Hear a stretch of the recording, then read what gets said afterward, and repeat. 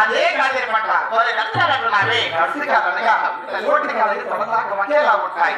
అవే గడిచి కాదంట మరి ముందుకు పోవాలంటున్నావే అది ఎలా ఉంటుంది?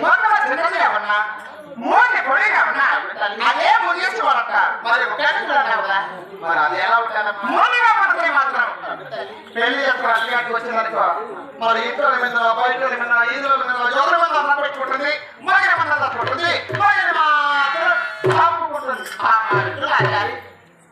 మరి ఆడవారికి ఏమనుకుంటారు ఏ చదువు ఎక్కడ ఉంటున్నాను కదా మరి